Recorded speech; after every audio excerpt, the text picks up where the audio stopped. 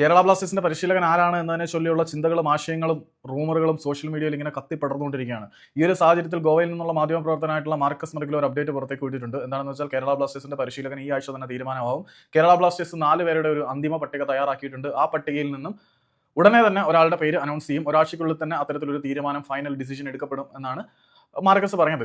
എൻ്റെ ഒരു വിശ്വാസം അനുസരിച്ച് ഇത് അണ്ണൻ്റെ മറ്റൊരു കറക്കിക്കുത്ത ഐഡിയ ആണ്. കാരണം അഭിക് ചാറ്റർജി നേരത്തെ തന്നെ വ്യക്തമാക്കിയതാണ് സൂപ്പർ കപ്പിന് മുമ്പ് തന്നെ പുതിയ പരിശീലകന്റെ കാര്യത്തിൽ തീരുമാനം ഉണ്ടാവുമെന്ന്.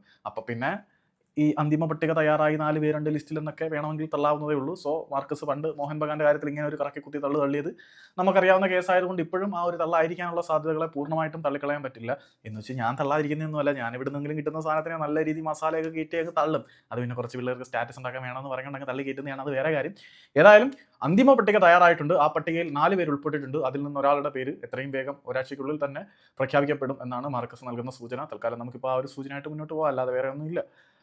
ഇപ്പം മാർക്കസിന്റെ മോഹൻ ബഗാന്റെ കാര്യം പറഞ്ഞത് എന്താണെന്ന് വെച്ചാൽ കുറച്ചു കാലം മുമ്പാണ്. അതെന്താണെന്ന് വെച്ചാൽ Mohun Bagan super giants Asian quota സൈനിങ്ങിനെ കൺഫേം ചെയ്തു എന്ന് പറയുന്ന സാഹചര്യത്തിൽ അവരൊന്നും കൺഫേം ചെയ്തിട്ടൊന്നും ഇല്ലായിരുന്നു എന്ന് എൻ്റെ അടുത്ത് ഫാഹിസ് പറഞ്ഞിട്ടുണ്ടായിരുന്നു, മറൈനേഴ്സിന്റെ.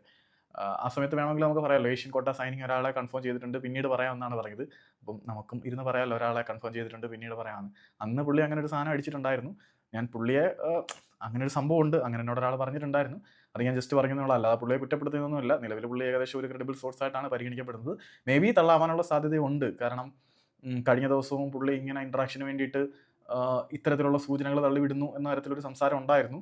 അത് നമ്മുടെ കമന്റ് ബോക്സിനകത്തും ഉണ്ടായിരുന്നു, മൊത്തത്തിലുണ്ടായിരുന്നു. അപ്പോൾ ഞാൻ പറയുന്ന ആർക്കെങ്കിലും ഹേർട്ടായിട്ടുണ്ടെങ്കിൽ really owe the man apology.